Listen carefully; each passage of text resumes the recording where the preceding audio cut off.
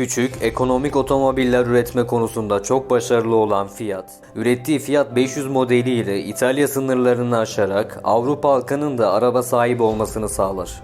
1966 yılında üretim bandından çıkan, İtalya'da ve Fiat lisansı altında dünyanın birçok yerinde üretilen Fiat 124 ise 19 milyondan fazla satış yaparak dünyayı fetheder.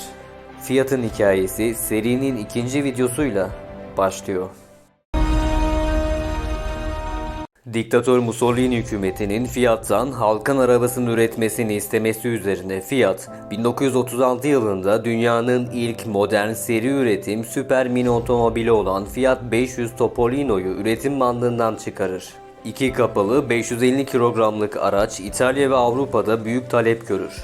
Ayrıca Fiat 500 Almanya'da Enesu, Fransa'da ise Simca firmaları tarafından da üretilir. 1939 yılında 2. Dünya Savaşı'nın başlamasıyla şirket, İtalyan ve Alman ordusu için 50.000 çalışanla kamyon, savaş uçağı gibi askeri araçlar üretir. Ayrıca 120.000 adet Fiat 500'ün askeri versiyonu da İtalyan ordusuna teslim edilir. Bu nedenle savaşın sonlarına doğru Fiat fabrikaları müttefikler tarafından bombalanır. İkinci Dünya Savaşı sonrası Fiat'ın kurucusu olan Agnelli ailesi, diktatör Mussolini ile yakın bağlarından dolayı Ulusal Komite tarafından şirketten uzaklaştırılır. İtalya'da otomobil pazarının %85'ine sahip olan, üretilen tank ve savaş uçaklarıyla İtalyan askeri teknolojisinin ve ekonomisinin bel kemiği olan Fiat'ın kuruluş hikayesi ve savaş öncesi tarihini anlatan serinin ilk videosunu yukarıda çıkan karttan izleyebilirsiniz. İkinci Dünya Savaşı sonrası Amerika'dan gelen Marshall yardımlarından pay alan Fiat, yıkılan fabrikalarını onarır ve 1948 yılında savaş öncesi model olan Fiat 500 ile tekrar üretime başlar. İkinci Dünya Savaşı'ndan sonra ekonomik olarak toparlanmaya çalışan Avrupa'da halkın alım gücü oldukça düşüktü. Bu nedenle bu süreçte Avrupalı üreticiler basit, küçük, ekonomik ve yakıt tasarruflu otomobillere yönelir. Bu politikayla hem üreticiler Avrupa'nın ekonomik olarak toparlanmasına büyük katkı yapacak hem de Avrupa halkı otomobil sahibi olabilecekti. Almanya'da Volkswagen Beetle modeliyle halkın arabasını üretirken Citroen'de Citroen 2CV ile Fransa halkının arabasını üretir. İtalya'da ise Fiat, Avrupalı rakiplerinden önce davranarak savaş öncesi seri üretimine başladığı Fiat 500 ile üretime devam etmeye karar verir. Bir yıl sonra modelin ön kısmı modernize edilir ve yeni model Fiat 500C adıyla satışa çıkarılır. Aracın 4 koltuklu station wagon versiyonu ve kargo versiyonu da üretim bandından çıkmaya başlar. Ekonomik araç İtalyan halkı tarafından büyük talep görmeye başlar. Şirket küçük sınıf ekonomik Fiat 500'ün yanında pazara biraz daha lüks bir model çıkarmaya karar verir. 1950 yılında Amerikan tasarım trendinden etkilenen Fiat 1400 Cenova Motor Fuarı'nda tanıtılır. Araç şasisiz, karoseri tekniğiyle üretilen ilk Fiat modeli olur. 4 kapılı sedan olan otomobil 1.4 litre motora sahipken 44 beygir güce sahipti ve maksimum hızı 120 km/saatti. 3 yıl sonra aracın dizel versiyonu da üretilmeye başlanır. Avrupa'da farklı üreticilerin Fiat modellerini lisans altında üretme talepleri devam ediyordu. 1953 yılında İspanyol üretici Seat, Fiat 1400'ün lisansını satın alarak üretmeye başlar. Sonraki yıl o dönemde Yugoslavya'ya ait olan Sırp üretici Zastava da Fiat 1400'ü lisans altında üretmeye başlar. Üretimde kaldığı 8 yıl boyunca Fiat 1400 yaklaşık 200.000 adet satış yapar. Fiat 1952 yılında V8 motora sahip spor otomobil olan Fiat 8V'yi Cenova Motor Fuarı'nda tanıtır. 2 litre motora sahip 104 beygirlik aracın maksimum hızı 190 km/saatti. Sadece 2 yıl üretimde kalan model 194 adet satış yapar. Fiat aslında bu modeli yarışlar için üretir. Fiat 8V 1959 yılına kadar 2 litre GT İtalya yarışlarını her yıl kazanır. Model çeşitliliğini artırmak isteyen şirket 1953 yılında Fiat 500 ve Fiat 1400 modellerinin arasında yer alacak 4 kişilik yeni bir küçük sınıf aile otomobilini pazara çıkarmaya karar verir. Aynı yıl Fiat 1100 Cenova Motor Fuarı'nda tanıtılır. 1.1 litre motora sahip 36 beygirlik aracın bir yıl sonra station wagon versiyonu da üretim bandından çıkmaya başlar. Sahip olduğu ısıtıcı ve radyo ile yenilikçi bir araç olmayı başarır. Kupa versiyonu da üretilen model 780 adet satış yapar. 1956 yılında ise Alman NSU tarafından lisanslı satın alınan model NSU Neckar adıyla satışa çıkarılır. 1954 yılında Fiat 1100'ün Hindistan'da inşa edilen fabrikada montajı yapılarak Hindistan pazarında da satışa çıkarılır. Bu arada tasarımı eskimeye başlayan Fiat 500'ün satışları düşüş eğilimine girdiğinden şirket yeni ve daha modern bir küçük sınıf ekonomik seri geliştirmeye karar vermişti. Henüz 1952 yılında yeni serinin geliştirilmesi için Proje 100 başlatılır. Fiat, küçük sınıf otomobil pazarında başarılı, güçlü rakipleri olan Volkswagen Beetle ve Renault 4CV modellerinin motor yerleşimlerini kopyalamaya karar verir. Volkswagen Beetle, aracın arkasına yerleştirilmiş küçük bir motora sahipti. Beetle ve Renault 4CV arkadan motorlu ve arkadan itişli otomobillerdi. Önden motorlu araçlarda hareketi arka tekerlere aktarmak için transmisyon mili kullanmak gerekirken, arkadan motorlu araçlarda hareket doğrudan arka tekerlere aktarılabildiğinden transmisyon mili kullanmaya gerek kalmaz. Bu da ağırlığın azalması, iç hacmin artması, en önemlisi ise maliyetleri düşürmeyi sağlar. Bu nedenle bu tarz bir yerleşim o dönemin ekonomik araçlarında oldukça popülerdi. Aslında Renault da Beetle modelini kopyalamıştı. Fransa hükümeti 1945 yılında Volkswagen Beetle'ın tasarımcısı Ferdinand Porsche'yi savaş tazminatı olarak Volkswagen projesini Fransa'ya verme ihtimalini konuşmak üzere davet eder. Bu mümkün olmayınca Fransa hükümeti Ferdinand Porsche'den Renault'un halkın arabasını tasarlamasında danışmanlık yapması için ısrarda bulunur. Porsche, Renault ile 9 toplantı yapar ve 1947 yılında Beetle gibi arkadan motorlu süper mini model olan Renault 4CV ortaya çıkar. Fiat da yeni süper mini modelin motor ve aktarma organlarının yerleşiminde bu iki modeli baz alır. Yeni modelin tasarımını Fiat 500'ün de tasarımcısı olan Dante Giacosa yapar. 1955 yılında toplamda 520 bin adet satış yapan Fiat 500'ün üretimi durdurulur ve Fiat 600 üretim bandından çıkmaya başlar. 630 cc'lik arkadan motorlu 2 kapılı model 4 kişilikti.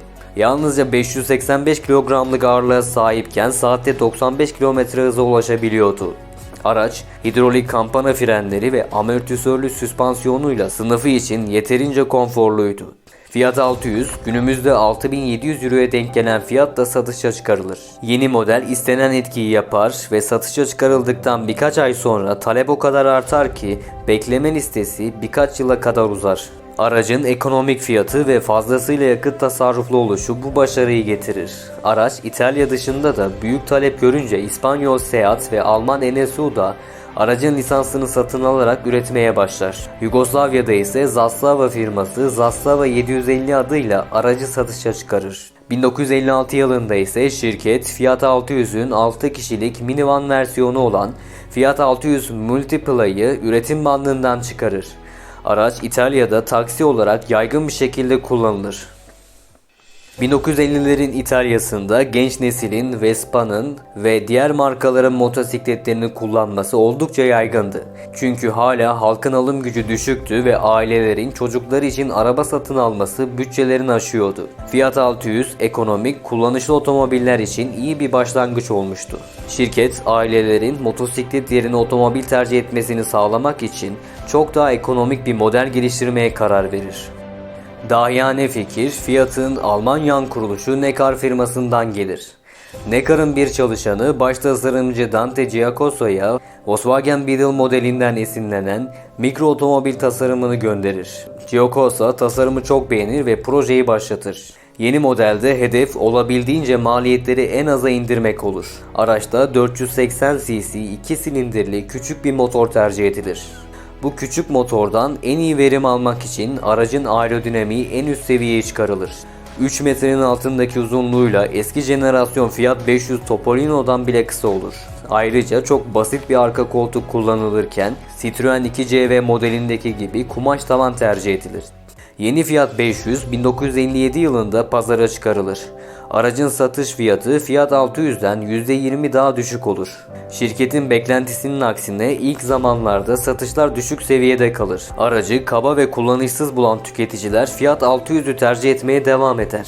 Aracın arka koltuklarını ve sorumlu camlarını geliştiren Fiat, modeli daha kullanışlı hale getirir. Bunun sonucunda satışlar yükselmeye başlar. 1960 yılına kadar 182 bin adet Fiat 500 üretim bandından çıkar. Şirket, aracı Amerikan pazarında satışa çıkarsa da tüketicilerin güçlü motorlu büyük otomobiller tercih ettiği ülkede tam bir başarısızlıkla sonuçlanır. 4 yılda yalnızca 300 adet Fiat 500 Amerikan pazarında satılır. 1960'da Fiat 500 modernize edilir. Aracın gücü 17 beygire çıkarken kumaş tavan da yerini metal tavana bırakır. Şirket satış fiyatını da %25 düşürmeyi başarır ve günümüzün değeriyle 5.900 euroya düşen fiyat aracı çok daha çekici yapar. Aynı yıl Fiat 500'ün Station Wagon versiyonu da üretilmeye başlanır. Aracın küçük motoru bagajın altına yerleştirilir. 1960'ların başından itibaren satışlar her geçen yıl artmaya devam eder.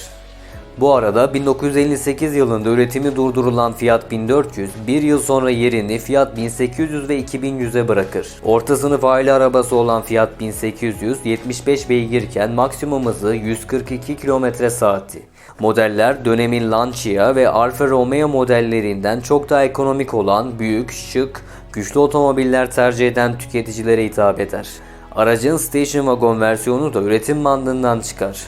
1961 yılında ise biraz daha ekonomik modeller olan Fiat 1300 ve 1500 üretilmeye başlanır. Modeller yine Seat, Zaslava ve Necar tarafından da üretilir. Araç orta sınıf pazarında büyük talep görür ve 6 yılda dünya genelinde 1.900.000 adet satış yapar. 1961'de şirket Fiat 2100'ün kupe versiyonu Fiat 2300'ü Torino Motor Fuarı'nda tanıtır. Modelin tasarımı İtalyan tasarım firması Gia tarafından yapılır. 117 ve 150 beygir seçenekler sunan araç bir spor otomobilin taşıdığı birçok özelliğe sahipti. Fiat 2300, Ferrari modelleri gibi yüksek performanslı sportif otomobiller isteyen ancak bunun için yeterli bütçesi olmayan tüketicileri oldukça memnun eder. Aracın fakir adamın Ferrari'si diye anılmaya başlanması uzun sürmez. 1966 yılında ise şirket Fiat Dino'yu Genova Motor Fuarı'nda tanıtır. Aslında araç Ferrari ile yapılan anlaşmayla üretilir. Ferrari geliştirdiği Ferrari Dino V6 motoruyla Formula 2 yarışlarına katılmak ister. Ancak önünde bir engel vardır. O da motorun en az 500 adet seri üretimi olan bir modelde kullanılması zorunluluğudur. Bu motorun geliştirilme fikri Enzo Ferrari'nin 1955'te hayatını kaybeden oğlu Alfredo Ferrari'den gelmişti. Bu nedenle Enzo motora oğlunun lakabı olan Dino ismini vermişti. Bu motorla oğlunun anısına yarışlara katılmak Enzo Ferrari için çok önemliydi. Bu noktada Enzo Ferrari, Fiat ile Ferrari motorlu spor otomobil üretme konusunda anlaşır. Aracın tasarımını BMW 3200 CS, Alfa Romeo Kangoo, Maserati Ghibli, Ferrari 250 GT gibi dönemin pek çok spor otomobilini tasarlayan İtalyan tasarımcı Giorgetto Giugiaro yapar.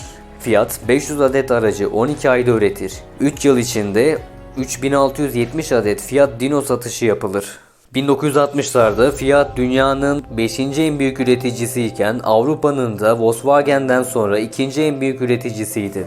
1960'ların başında şirket Fiat 1300'ün yerine yeni bir model geliştirmek için çalışmalara başlar. Yeni modelle hem Avrupa hem de global pazarı hedefleyen Fiat ciddi bir çalışma yapar. 1966 yılında Fiat 1300 yerini Fiat 124'e bırakır. Yeni model için görkemli bir tanıtım yaparak dünyanın ilgisini çekmek isteyen şirket Fiat 124'ü paraşütle uçaktan atarak yere indirir. Aracın 1.2 litrelik motoru eski Ferrari çalışanı Aurelio Lambredi liderliğinde geliştirilir. Bu motor 850 kilogramlık modele 60 beygir güç verir. Fiat 124 ile dünya çapında satış başarısı yakalamak isteyen şirket aracı her türlü iklim ve yol koşulunda ilerleyebilecek şekilde geliştirir. Araç geniş iç hacmi, geliştirilmiş arka süspansiyonu, disk frenleri ve ekonomik fiyatıyla küçük sınıf aile pazarında büyük bir etki yapar. Fiat 124 1967 yılında Avrupa Yılın Otomobil ödülünü kazanır. Fiat 124'ün daha güçlü ve daha lüks modeli Fiat 125 adıyla satışa çıkarılır. Aracın Station Wagon ve Coupe versiyonu da üretim bandından çıkar. Model sadece İtalya'da değil, global pazarda da büyük bir etki yapar. 1968'de Seat tarafından, 1970 yılında ise Sovyetler Birliği ile yapılan anlaşma sonucu Altovaz firması tarafından Vaz 2101 ve Lada Riva adıyla üretilmeye başlanır. Lada'nın hikayesini yukarıda çıkan karttan izleyebilirsiniz. 1971'de ise ülkemizde Tofaş tarafından Murat 124 ismiyle üretilir.